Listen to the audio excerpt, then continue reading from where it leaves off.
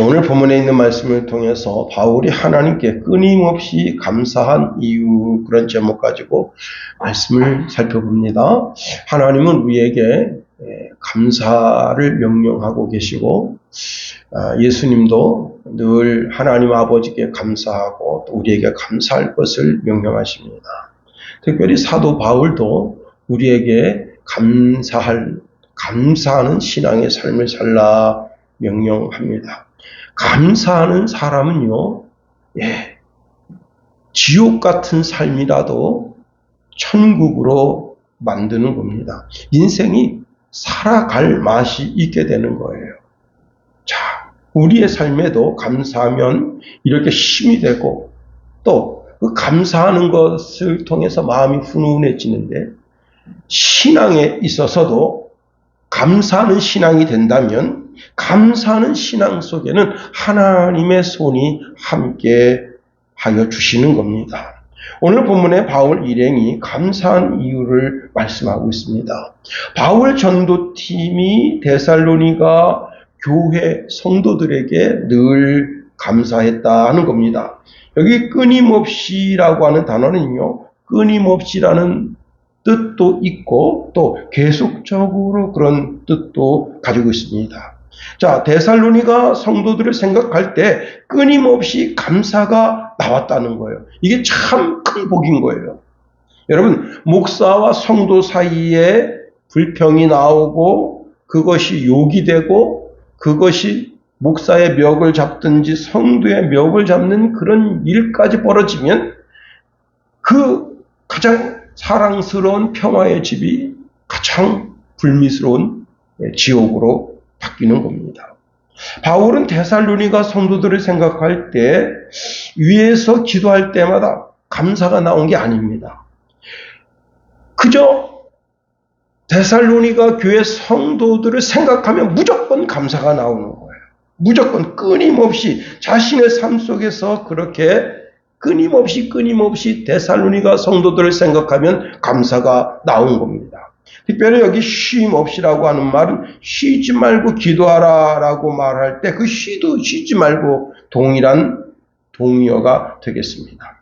신앙의 공부에서 나오는 동일한 단어다. 우리가 쉬지 말고 기도하고 쉬지 말고 찬송하고 쉬지 말고 하나님의 말씀을 묵상하고, 이게 진정한 그리스도인이 아니겠어요? 자, 우리가 쉬지 않고 하루 종일 하나님의 말씀을 묵상하는 성도다. 이게 참 복된 성도가 되는 겁니다.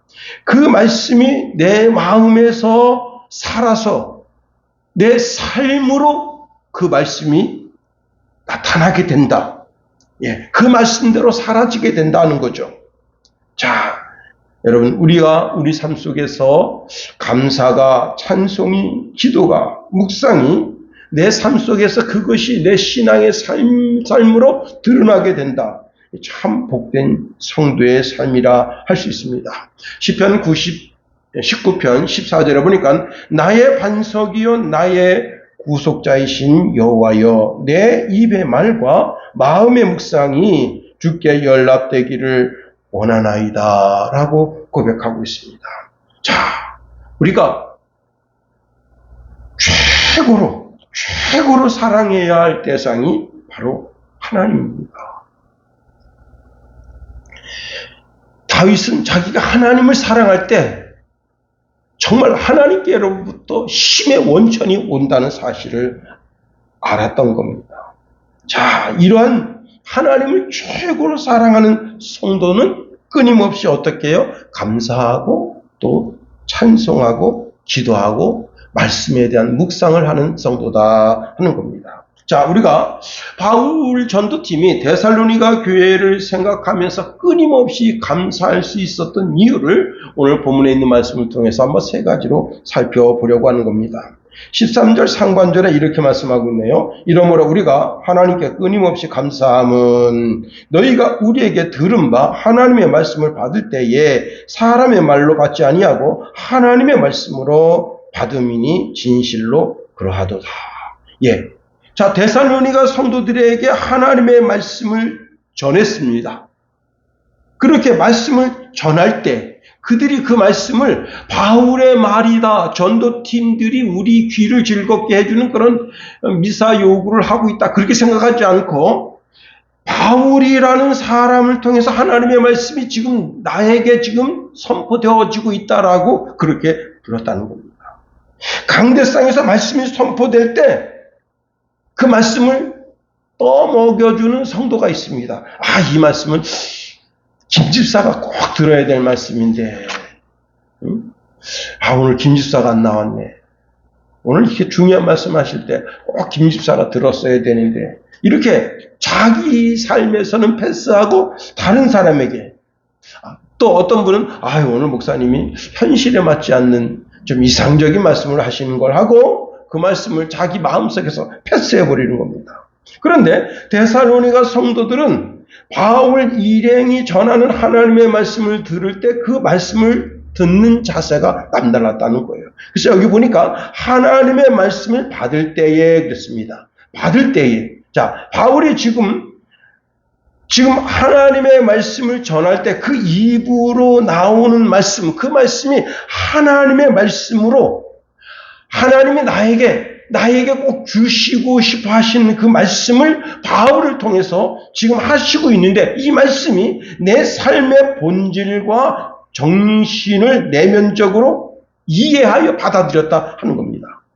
그래서 여기 받을 때라고 하는 단어는요, 전통적으로 내려오는 예언이나 가르침이나 이 모든 것을 나 자신에게 넘겨졌다라고 하는 의미로 이 단어가 주어지고 있습니다. 자, 그러니까 하나님의 전통, 하나님의 그 아름다운 전통이 사도 바울의 그 입을 통해서 지금 나에게 전수되고 있다고 하는 거예요. 바울이나 그 전도팀이 데살로니가 성도들, 바울이나 그 전도팀이나 데살로니가 성도들 다 같은 인간이죠. 그런데 바울에게는 약점이 없겠습니까? 아니, 같이 동행하고 있는 이제 실라에게는 약점이 없겠어요? 누가에게는 약점이 없겠습니까? 다 약점이 있는 인간들입니다. 바울에게 약점이 많아요. 그런데 그 약점이 하나도 보이지 않는 거예요. 사실 인간은 다 한 줌의 흙으로 지음받은 그런 연약한 존재다 하는 겁니다. 그런데 그 바울 속에 심겨진 하나님의 거룩한 영, 성령이 그 영이 바울 마음 심령 속에 담겨져 있을 때 그것이 그 연약한 육체 위에 하나님의 말씀이 새겨진 그 바울을 보니까 그 바울 속에 심겨진 그것이 바로 진정한 보석이었다는 겁니다. 바울이 이런 말합니다. 고린도후서 4장 7절에 우리가 이 보배를 질그릇에 가졌으니 이는 심히 큰 능력은 하나님께 있고 우리에게 있지 아니함을 알게 하려 함이라 말씀합니다. 자, 바울의 그 전도팀이 연약한 육신을 가지고 있습니다.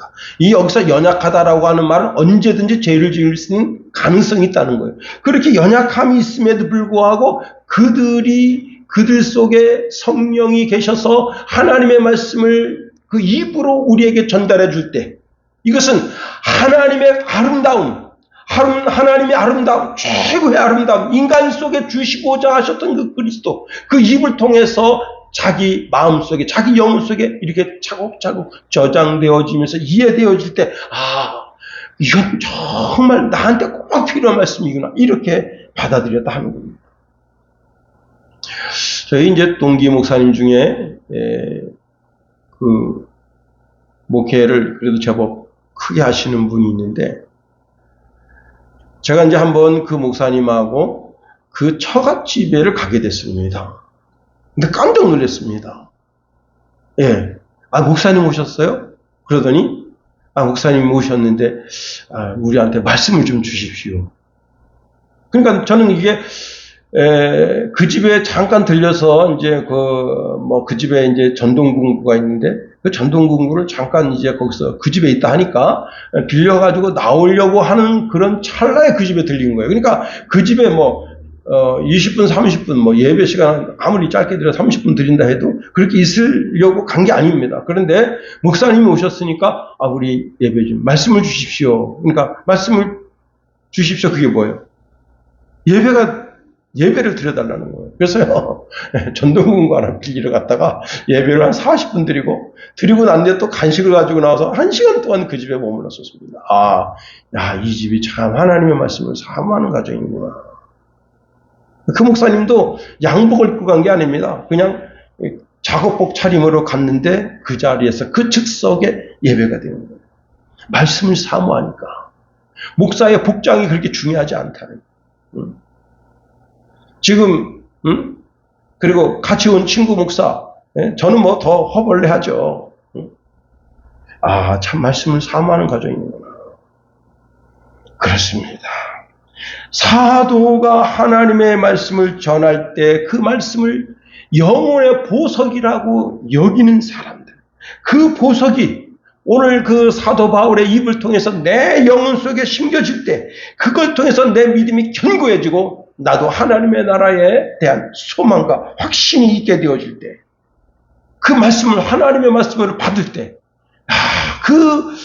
그 데살로니가 교회를 생각하면 바울이 쉼없이 감사했다 하는 겁니다. 두 번째로, 바울이 쉬지 않고 쉼없이 감사할 수 있었던 것은요, 그 말씀이 그 데살로니가 성도들 삶 속에서 살아서 역사했다는 겁니다. 13절 하반절에 이렇게 말씀하고 있네요. 이 말씀이 또한 너희 믿는 자 가운데서 역사하느니라.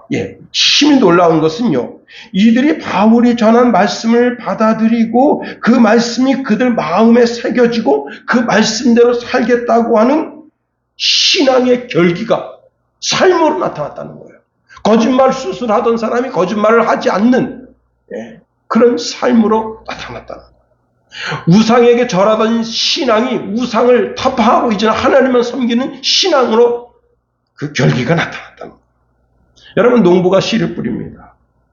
참 재밌는 게,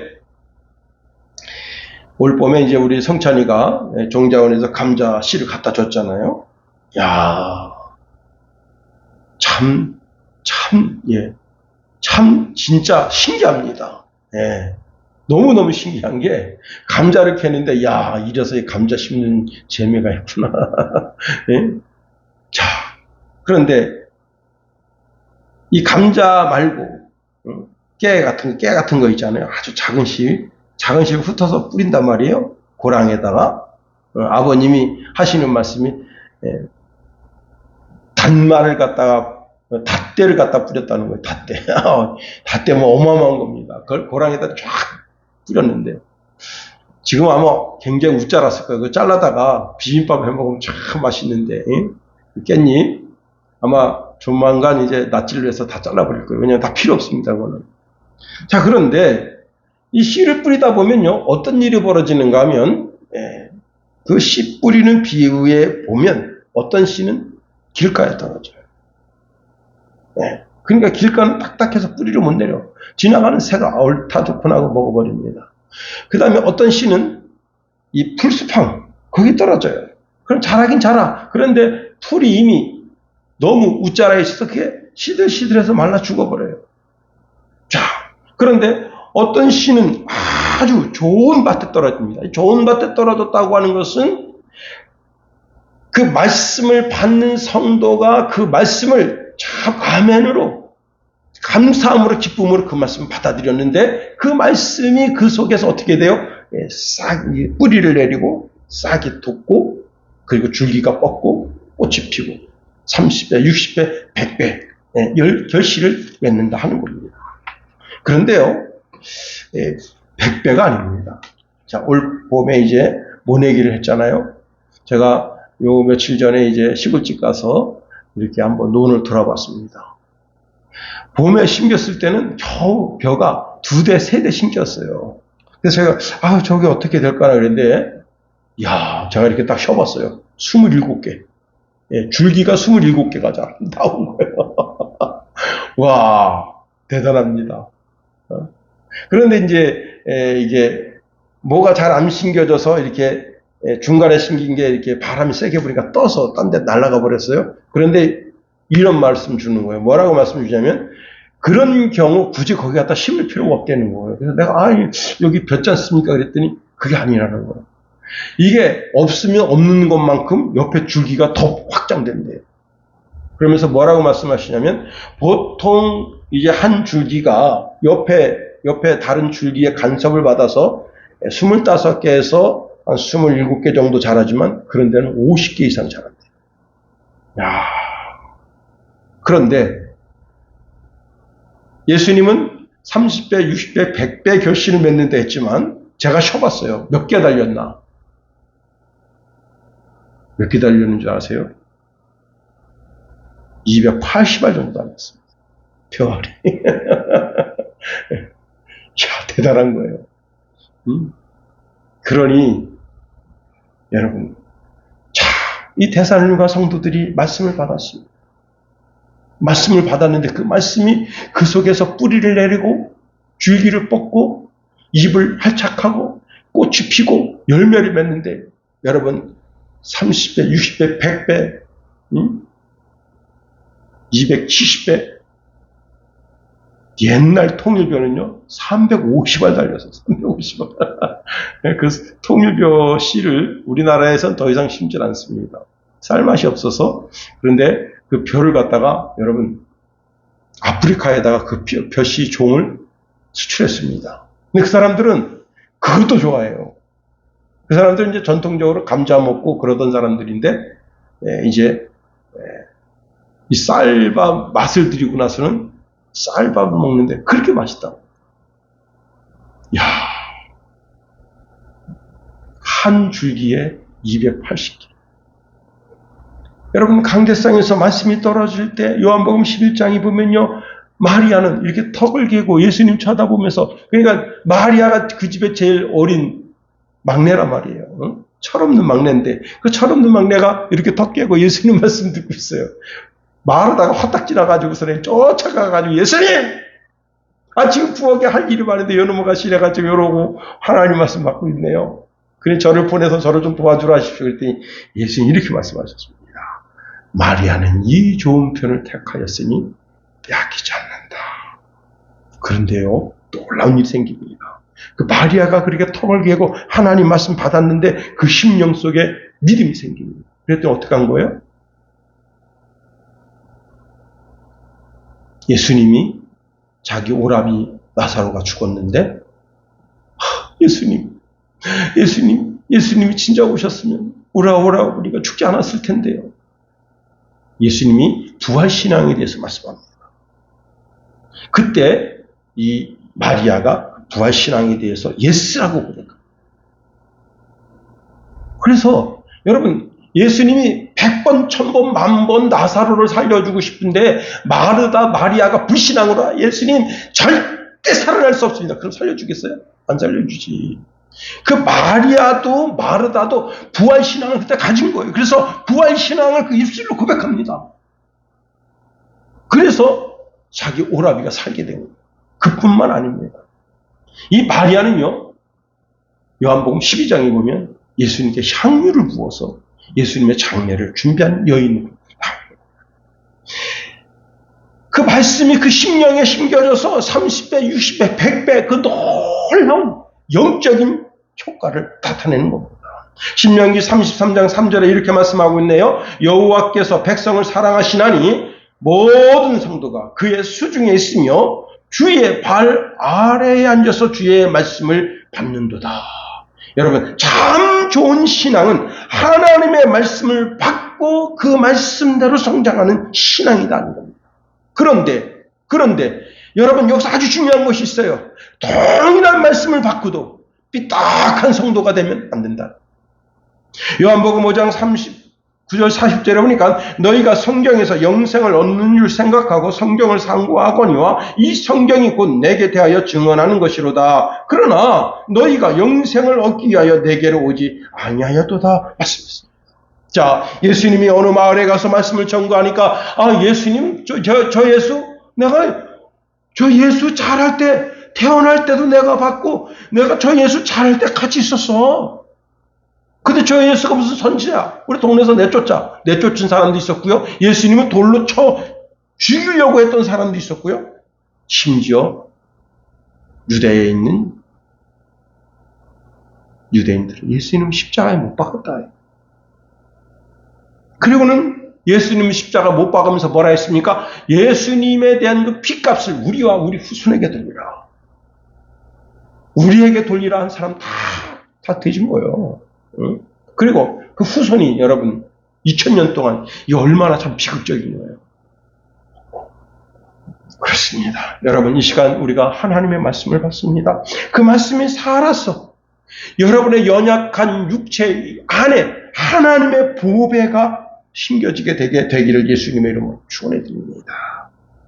요한복음 6장 63절에 이렇게 말씀하고 있네요. 살리는 것은 영이니 육은 무익하니라. 내가 너희에게 이르는 말이 영이요 생명이라 말씀하십니다. 고린도전서 15장 45절에 기록된 바 첫 사람 아담은 산 영이 되었다 함과 같이 마지막 아담 예수님이죠. 살려주는 영이 되었나니. 그렇습니다. 이 말씀 하나님의 말씀을 받으면 어떤 일이 생기느냐. 디모데후서 3장 16절 17절에 모든 성경은 하나님의 감동으로 된 것으로 교훈과 책망과 바르게 함과 의로 교육하게 유익하니 이는 하나님의 사람을 온전하게 하며 모든 선한 일을 행할 능력을 갖추게 하려 함이라 말씀입니다. 하나님의 말씀을 받을 때 유익함이 있는 거예요. 하나님의 말씀이 내 속에서 역사할 때 내 속에 있는 조그만 죄도 부끄러워하고 그 죄를 내 영에서 잘라내고 싶고 내 혼에서 잘라내고 싶고 내 삶이 죄악을 용납하지 않는 청결한 삶을 살려고 몸부림치는 거예요. 그럼에도 불구하고 우리가 얼마나 연약한 지체입니까? 우리가 그래서 더 죄를 짓잖아요. 오늘 그냥 차를 끌고 가는데 이렇게 써 있습니다. 초보 운전 뭐라 그러지 드라이브 연습 중인가?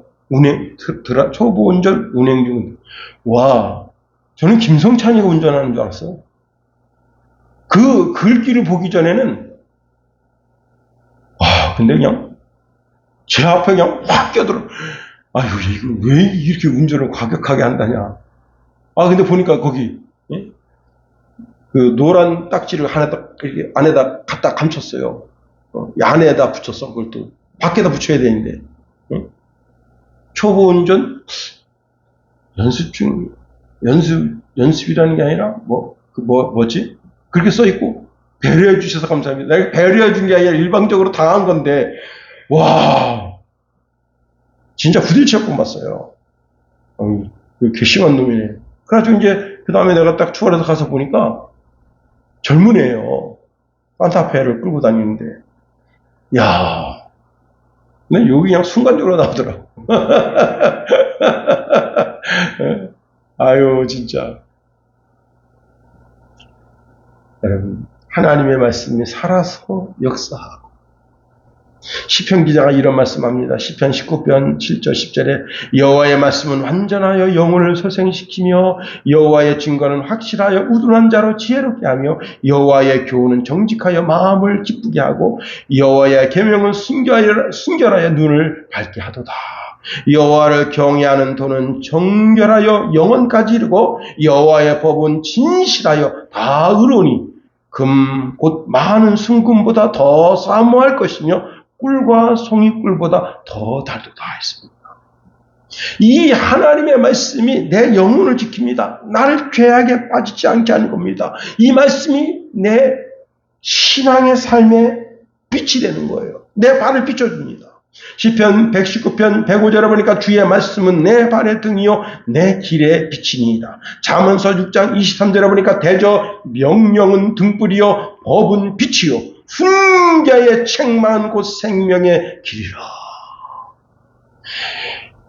오늘 여호와의 말씀이 여러분 심령 가운데 살아서 그 말씀이 여러분의 삶의 행동이 되는 축복이 있게 되기를 예수님의 이름으로 축원해 드립니다. 세 번째로, 자, 바울이 감사한 이유는요, 이들이, 자, 이 성숙한 신앙인이 되니까, 고난에도 동참하는 교인이 됐다는 거예요. 고난에도. 우리 한번 14절 다 같이 한번 읽어봅니다. 14절 시작. 형제들아 너희가 그리스도 예수 안에서 유대에 있는 하나님의 교회들을 본받은 자 되었으니 그들이 유대인들에게 고난을 받은 것 같이 너희도 너희 동족에게서 동일한 고난을 받았느니라. 예. 자, 바울이 데살로니가 성도들을 보니까 일찍이, 자, 유대인들이 복음을 받아들였습니다. 그런데 복음을 받아들이고 그리스도인들이 된 사람들이 있어요. 그런데, 자, 이들이 그 예수님 당시에 예루살렘 당국자들이 뭐냐? 유대교입니다. 유대교. 다시 말하면 구약 종교가 아니에요. 그러니까 구약에 있던 아브라함이 믿던 그 신앙이 아니에요. 이들은 구약 성경의 율법이 자신들의 신앙의 모토가 된 거예요. 하나님을 믿는 게 아닙니다. 자, 이제 사도행전에 보면 바울과 요한이 이제 성전에서 기도하고 나오는데 성전 비문에 있는 안진뱅이가 있습니다. 그 안진뱅이를 고쳐주는 사건을 통해서 기독교 뿌리가 견고하게 되는 사건이 일어났습니다. 뭐냐면 그때 당시 유대교 집단인 바리새파 수장인 사내들인 공회가 베드로와 야고보를 잡아가지고 교도소에 집어넣고는 매질을 하고 겁박하면서 예수를 못 믿게 합니다. 그때요, 베드로가 설교하면서 이런 말을 합니다. 하나님 앞에서 너희 말을 듣는 것이 하나님 말씀 듣는 것보다 옳은가 판단하라. 우리는 보고 들은 것을 말하지 아니할 수 없다. 예. 지금 이 제자들이 누구의 핍박을 받고 있는가 하면 같은 동족 유대인들의 핍박을 받고 있습니다. 자, 그런데 이 유대인들이 뭐라고요? 유대인들은 유대교를 믿습니다. 유대교는 단일 신론을 믿어요. 야훼 하나님 한 분만 믿어요. 성령 하나님 그런 거, 성부 하나님, 성자 하나님 그런 거 믿지 않습니다. 그리고 예수님을 뭐라고 생각하는가 하면 예수님을 이단의 괴수라고 생각해요. 그러니까 예수 믿으면 어떻게 되는 거예요? 유대 땅에서 그런 게 있으면 안 돼. 그래서 기독교를 조직적으로 핍박하고 나선 겁니다. 그런데 데살로니가 성도들은 어떤 사람들이에요? 이 사람들은 자, 어제까지 동일하게 죄를 짓고 살다가 이제는 복음을 깨닫으려고 이게 진짜 하나님이 원하시는 삶이구나 하고 경건한 삶을 살아요. 어제 도둑질하던 사람이 오늘은 예수 믿고 도둑질을 끊었어. 어제 도박하던 사람이 예수 믿고 오늘 도박을 끊었어. 어제 마약하던 사람이 예수 믿고 마약을 끊었어.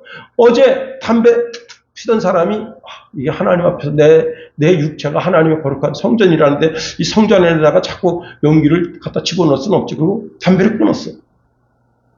그런데 그 사람들이 이렇게 보면서 야, 너 왜 어제까지 술 먹다가 오늘 술 안 먹냐? 하면서 이게 핍박거리가 된 거예요. 그래서 나 있잖아 예수 믿기로 해서 예수 같은 소리 하네. 그리고는 이게 핍박거리가 된 거예요. 여러분 디모데후서 3장 12절에 이런 말씀 줍니다. 무릇 그리스도 예수 안에서 경건하게 살고자 하는 자는 박해를 받으리라. 세상 사람들은 악한 영에 사로잡혀서 그리스도인들을 악하게 대하고 속이고 악을 쓰며 대하는 것을 잘하는 것이라 생각합니다. 잘하는 것입니다. 여러분, 성경이 우리에게 무엇라고 말씀하고 있는지를 알아야 됩니다. 우리가 주님의 진리 안에서 행동할 때 구원에 이르는 지혜가 있는 거예요. 예수님은 악한 자, 또 속이는 자, 그들을 대해서 선으로 그들을 이기라고 말씀하십니다. 마태복음 5장 44절 45절에 보니까 나는 너희에게 말한다. 너희 원수를 사랑하며 너희를 박해하는 자를 위하여 기도하라. 이같이 한즉 하늘에 계신 너희 아버지의 아들이 되리니 이는 하나님이 그 해를 악인과 선인에게 비추시며 비를 의로운 자와 불의한 자에게 내려주심이라 말씀하십니다. 데살로니가전서 5장 15절 18절에 보니까 삼가 누구에게든지 악으로 악을 갚지 말게 하고 서로 대하든지 모든 사람을 대하든지 항상 선을 따르라. 항상 기뻐하라. 쉬지 말고 기도하라. 범사에 감사하라. 이것이 그리스도 예수 안에서 너희를 향하신 하나님의 뜻이니라. 우리는 십자가를 지고 골고다 언덕을 따라가신 예수님을 따르는 자들이다. 십자가가 뭐예요? 바로 고난을 상징하는 거예요. 예수님의 남은 고난을 우리 육체에다 채워야 되는 거예요. 자, 유대교에 있는 성도들이 유대 땅에 있던 성도들이 유대교인들로 하여금 핍박을 받았습니다. 그들은 상상할 수 없는 핍박을 받은 거예요. 다시 말하면 데살로니가 있는 성도들도 상상할 수 없는 핍박을 받는 거예요. 이 시대도 마찬가지죠. 이 시대도 정말 올곧게 신앙생활을 하려고 하는 그리스도인들에게는 심한 박해가 있는 거예요. 저는 목사지만은 이제 뭐 친구들이 이렇게 세상 친구들이 초등학교 친구들이 만나자고 만나요. 그럼 거기 술판이 벌어진단 말이야. 응? 그러면 저는 뭐 아무 생각 없어요. 개념 없이 그 자리에 들어가서 이렇게 앉는 게 아닙니다. 내가 여기 한 사람 앉아 있으므로 복음을 전할 기회가 있으면 복음을 전한다. 만나야죠.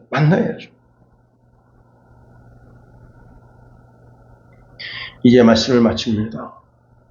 바울이 이 데살로니가 교회 성도들을 생각하며 감사하는 것은 이들이 말씀을 받을 때 하나님의 말씀으로 받고 그 말씀이 그들 삶 속에서 역사하고 시련과 환난이 역경이 오는 그 가운데에서도 그들이 넉넉하게 그 시험을 이기고 환난을 이겼어. 하나님의 자녀의 본분을 드러내니 감사할 수 있었습니다. 오늘 이러한 동일한 삶이 우리 삶을 통해서 사라지게 되기를 예수님의 이름으로 축원해 드립니다.